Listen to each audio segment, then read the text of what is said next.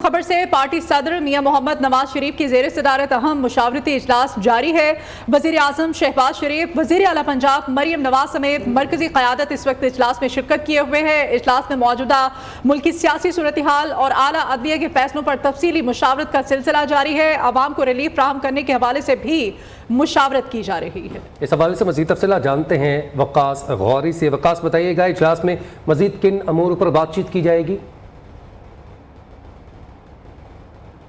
बिल्कुल, लाहौर जो है वो एक मरतबा फिर सियासी सरगर्मियों का आज मरकज़ बना हुआ है। मुस्लिम लीग नून के सदर मियां नवाज शरीफ की ज़ेर सदारत इस वक्त मॉडल टाउन में अहम आला स्थाई मुशावरती इजलास जो है वो जारी है, जिसमें वज़ीर आज़म पाकिस्तान मियां शहबाज शरीफ, वज़ीर आला पंजाब मरियम नवाज समेत मुस्लिम लीग नून की मरकज़ी क़यादत जो है वो शरीक है। राना सनाउल्लाह, इसहाक डार, अताउल्लाह ताडर, मरियम औरंगज़ेब भी इस मॉडल टाउन में होने वाले इजलास में शिरकत के लिए पहुँच चुके हैं। ज़राए का ये कहना है कि इजलास में मियां नवाज शरीफ की ज़ेर सदारत मौजूदा सियासी सूरत हाल पर तबादला ख्याल किया जा रहा है। इस तरह मौजूदा महंगाई के हवाले से अवाम को रिलीफ देने के लिए वफाक और पंजाब की सतह पर हिकमत अमली तय करने पर भी गौर किया जा रहा है। इसके अलावा सुप्रीम कोर्ट के जो हालिया मखसूस नशिस्तों बारे फैसले आए थे उसके बाद पैदा होने वाली सूरत हाल पर भी गौर व खोज किया जा रहा है। पार्टी ज़राए से जिनसे हमारी बात हुई है उनका यह कहना है कि पाकिस्तान में गुज़िश्ता रोज़ होने वाली जो हालिया अहम गिरफ्तारी है उस हवाले से भी मुस्लिम लीग नून के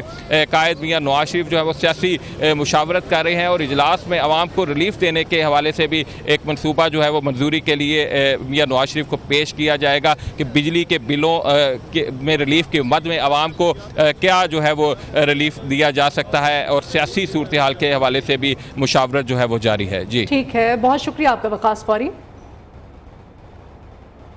army chief general Syed Asim Munir का यौम आज़ादी पर पाक फौज के रिटायर्ड अफसरान के एजाज़ में इस्तकबालिया साबिक फौजी अफसरान और सिपाहियों की खिदमात को खिराज तहसीन पेश किया गया। ISPR के मुताबिक आर्मी चीफ ने कौमी तारीख में अहम किरदार अदा करने वाले अफसरान और सिपाहियों के किरदार को सराहा।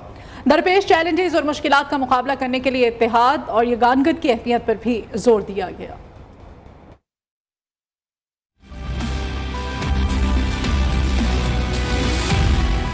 यौम आज़ादी पर army chief general Syed Asim Munir ने रिटायर्ड फौजी अफसरान के एजाज में इस्तकबालिये का एहतमाम किया। तकरीब में रिटायर्ड फौजी अफसरान और जवानों की बड़ी तादाद ने शिरकत की। इस मौके पर आर्मी चीफ ने पाक फौज से रिटायर्ड होने वाले अफसरों और सिपाहियों की खिदमात को खराज तहसीन पेश किया। ISPR के मुताबिक आर्मी चीफ ने मुल्क के तहफ़्फ़ुज़ के लिए रिटायर्ड फौजी जवानों और अफसरान के किरदार को सराहते हुए कहा कि साबिक फौजी अफसरान पाकिस्तान की तरक्की में अहम किरदार अदा करते हैं। आर्मी चीफ ने जाली खबरों और प्रोपेगेंडे के खतरात पर बात करते हुए कहा कि शरपसंद अनासिर अवाम और मुसल्लह अफवाज में खलीज पैदा करने की कोशिश कर रहे हैं।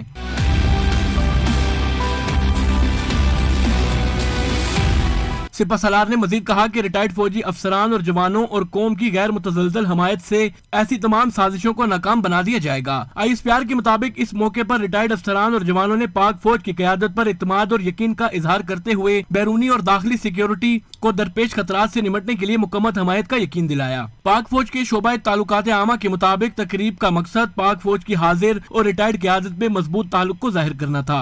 रिटायर्ड अफसरान और जवान मुल्क की खुशहाली और सलामती के लिए मुत्तहिद हैं। कलअदम बलोच दहशतगर्द तंजीम बलोच रिपब्लिकन आर्मी के दो अहम दहशतगर्दों की खुफिया बातचीत मंजर आम पर आई है। दहशतगर्दों की गुफ्तगू में अहम तरीन इंकशाफात सामने आए हैं। कॉल में दोनों दहशतगर्द बराहमदाक भुट्टी और माहरंग बलोच के धरनों के हवाले से बात कर रहे हैं। दहशतगर्द सब्जाल साथी दहशतगर्द लगारी चंदरजई से कह रहा है कि मुल्क में ज्यादा तब्दीली जल्द से जुलूस से आती है। पुलिस और वो 5 खास आदमियों को हम माफ नहीं करेंगे। दिफाई माहिरीन के मुताबिक दोनों दहशतगर्दों की ऑडियो कॉल बलोच यकजहती कमेटी के राजी मची और इस्लामाबाद वाले धरने के पूरे बयानी की हकीकत वाजे कर दी गई है। आइए ये ऑडियो आपको भी सुनवाते हैं।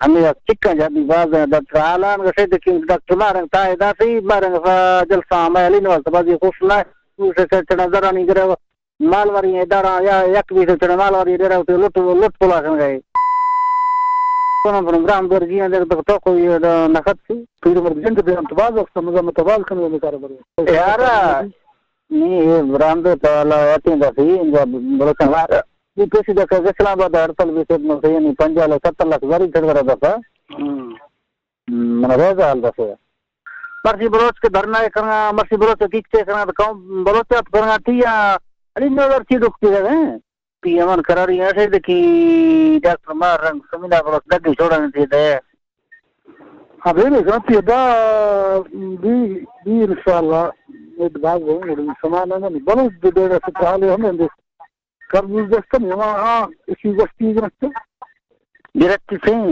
वस्ती गिरती दा लन और गई बसीदी बताओ के कर देना वस्ती का मर्दे बिना तो कुछ के बलोच बात सियासत जाना दुख तकलीफ और बात बर्दाश्त करो कहां बात हकीकतान का मुल्क का ज्यादा तकलीफ मुल्क का चंद्र आलम ये दचना जलसा होता है आधा से हमें नास्को में पच्चीस मर्दे नाम नास्को में हमें आपके नाम दिखे रहने को सीखना अर्ती के दरिंगों को करूँगा मैं कुल्ला करूँगा मैं सरी मैं बाल मैं बलोचा ना मैं सरी मैं दुर्मा हमेशा पुलिस है मैंने इसको पुलिस से में भी अजियत के अल्लाह ने वारों कह दिया था ना तई बसीज देदा इस तमाम तर सूरत हाल पर बात करेंगे। Bureau chief news Islamabad Javed Baloch साहब इस वक्त हमारे साथ टेलीफोन लाइन पर मौजूद हैं। जावेद बलोच साहब, ये जो ऑडियो कॉल इस वक्त हम भी सुन रहे हैं, अपने नाज़रीन को भी सुनवा रहे हैं, अहम तरीन इंकशाफात मुल्क का अमन बर्बाद करने वाले जो नासिर है उनके खिलाफ क्या कमेंट क्या करेंगे इस पर?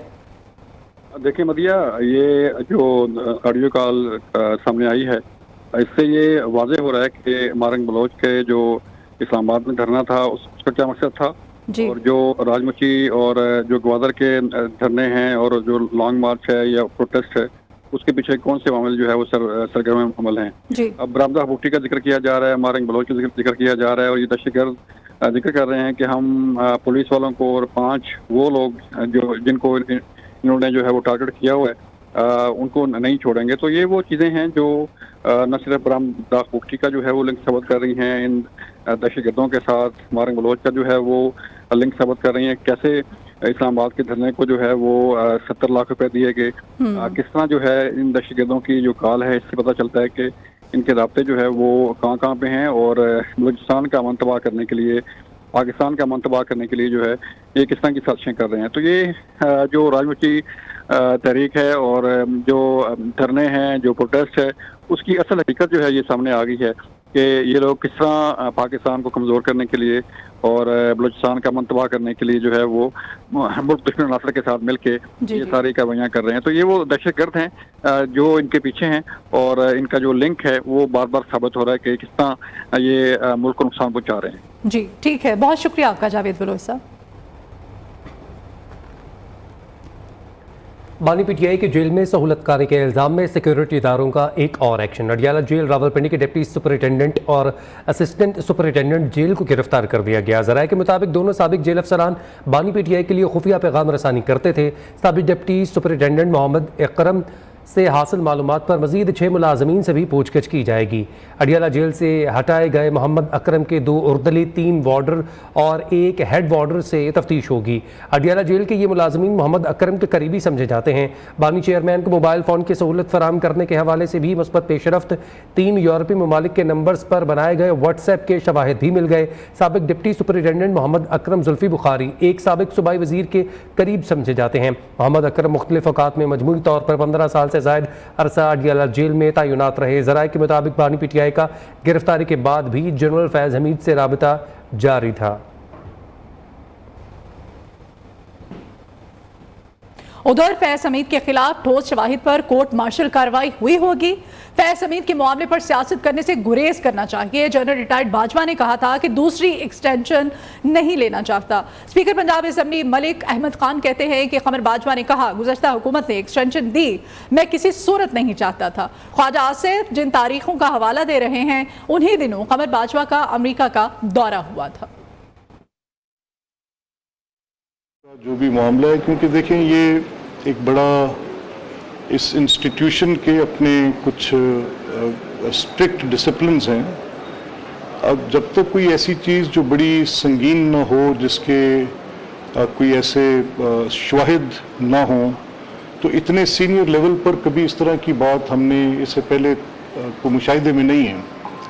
तो ये अब एक इंस्टीट्यूशनल मैटर ज़्यादा है रादर देन ऑफ इसके ऊपर हम कोई ऐसी बात करें कि इसकी कोई सियासी सिमत होगी।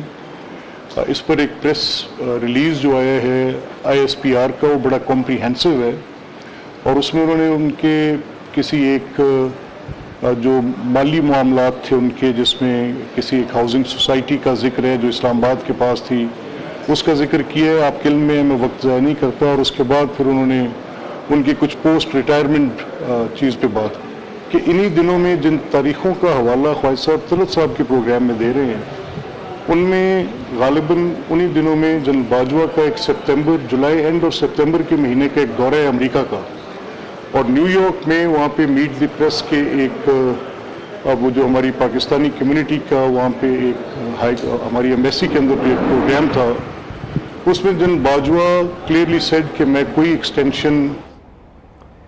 सानिया 9 मई के वाक़यात में फैज़ हमीद भी मुलव्वस हैं। फैज़ हमीद का हमले के मकामात का तयन करने में किरदार है।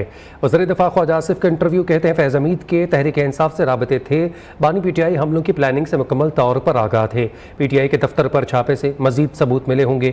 बानी PTI का गॉडफादर जनरल बाजवा, जबकि फैज़ हमीद सियासी चचा था, उनके मुलव्वस हुए बगैर सानिया 9 मई नहीं हो सकता था। फैज़ हमीद बतौर कोर कमांडर पेशावर बानी PTI को तहफ़्फ़ुज़ देते थे। जनरल बाजवा और फैज़ हमीद ने पावर का खूब इंजॉय किया, उसके बेनिफिशरी बानी PTI थे। फैज़ हमीद आखिरी दिन तक आर्मी चीफ बनने के लिए साजिशें और मिन्नतें करते रहे। रियासत के खिलाफ मुनज़्ज़म साजिश के तहत वाक़यात हो रहे हैं। गुज़श्ता दिनों बलोचिस्तान में एहतजाज के नाम पर बदअमनी पैदा करने की कोशिश की गई। वज़ीर आला बलोचिस्तान सरफराज बुगटी कहते हैं कि हमारी हुकूमत रिफॉर्म्स एजेंडे पर काम कर रही है।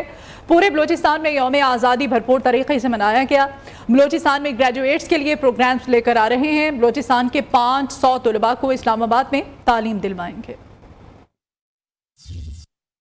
वो हक की तरफ है, बातिल की तरफ आपको भेजा जा रहा है। खुदारा ख़ुद तो बड़ी लग्जरियस लाइफ गुजार रहे होंगे कहीं ना कहीं पर, और आपके लिए ये चुना गया है कि आप जाके हुकूमत के आमने सामने खड़े हो जाएं। जो भी राइट टू असेंबल, मैं पहले दिन से कह रहा हूँ कि कॉन्स्टिट्यूशनल राइट है, राइट टू मैनेज करना, इट इज़ आवर राइट। तो हम उस राइट को ज़रूर एक्सरसाइज करेंगे। हमारे साथ BYC ने 3 मुआहदे किए और तीनों मुआहदे तोड़ने में उनका किरदार रहा। हाईलाइट होना चाहिए कि वो मासूम लोग, क्या था, किसी के पास इजी पैसा की दुकान है, किसी की कूलर की दुकान है, और बेदर्दी के साथ उनको उठा के लेके गए और पूरा माशरा बेस हुआ, पूरा माशरा इसको कंडेम नहीं करा। फिर जिस तरीके से जाकिर अली को, और इस तरह रोज़ाना की बुनियाद पर पूरे बलूचिस्तान में कितनी किलिंग्स हो रही। अभी हैंड ग्रेनेड फेंका गया यहाँ पर 13 अगस्त को, एक मासूम औरत अपनी जान से चली गई है। कौन सी बलोच रवायात में औरतों को मारा जाता है? कौन सी बलोच रवायात में हम बावटों को, अपने हमसायों को मारते हैं? ये बिल्कुल बलोचियत का नाम मत ले, इनका बलोचियत से बिल्कुल।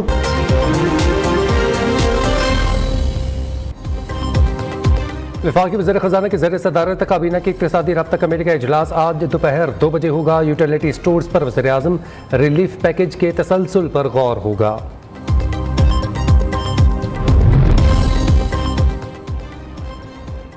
KPK में 13 अजला में गुज़िश्ता 16 माह से मुसलसल पोलियो वायरस की तस्दीक। रवा साल पेशावर में 15 मरतबा पोलियो वायरस की मौजूदगी साबित हुई।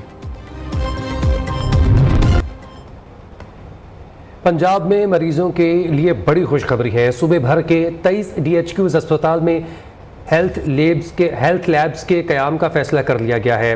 कीथ लैब्स के क़याम पर 2 अरब 67 करोड़ 66 लाख रुपए खर्च होंगे। अटक, बहावलनगर, भक्कर, चकवाल, चिन्योट, हाफिजाबाद, झंग, जेहलम, कसूर, खानेवाल के DHQs में कीथ लैब्स कायम होंगी। खुशाब, लिया, मंडी बहाउद्दीन, मुजफ्फरगढ़, ओकाड़ा, पाकपतन, राजनपुर, शेखपुरा, टोबा टेक सिंह, बिहाड़ी, ननकाना साहब और नारोवाल में भी कीथ लैब्स का क़याम अमल में लाया जाएगा। इस बारे में मज़ीद details bureau chief news Lahore Mian Naveed से हम लेंगे। मियां नवीद, क्या अपडेट करेंगे आप हमें इस खबर के बारे में? जी मदिया, बिल्कुल इसका सबसे बड़ा फायदा ये है, खासतौर पर जो पेरीफ्री में लोग रहते हैं वो अब लाहौर नहीं आएंगे।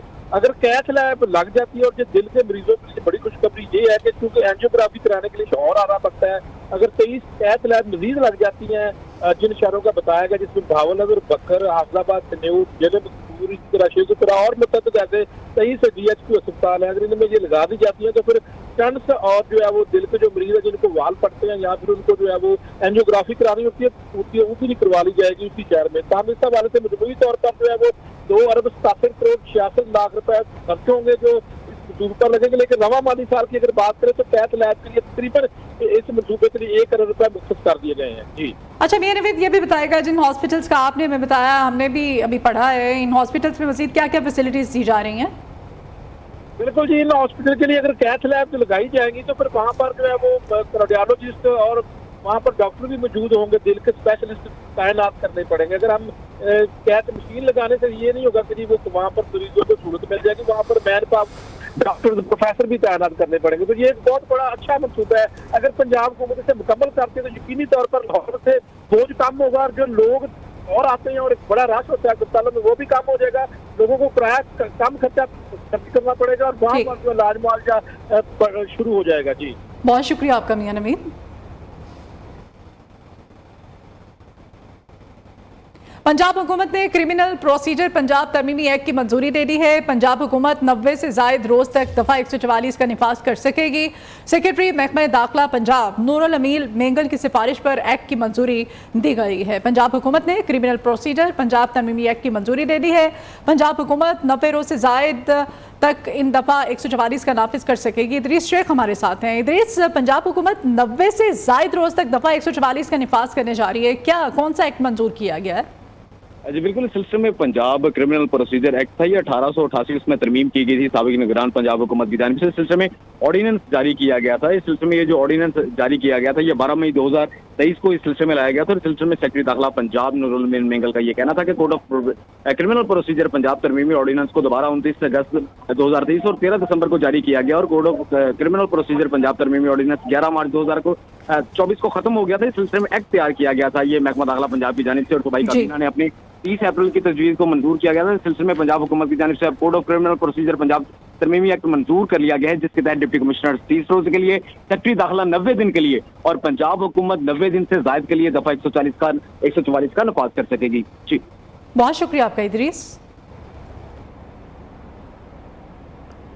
कायद-ए-आज़म और प्रेसिडेंट पुलिस मेडल के लिए 40 अफसरान और अहलकार नामजद, 11 शहदा भी शामिल किए गए हैं। वज़ीर-ए-आज़म शहबाज शरीफ एडवाइस पर सदर पाकिस्तान आसिफ अली ज़रदारी पुलिस अफसरान को ये अवार्ड्स देंगे। 2023-24 में अवार्ड के लिए नामजद अफसरान और एहलकारों की लिस्ट एस्टैब्लिशमेंट डिवीजन ने जारी कर दी है।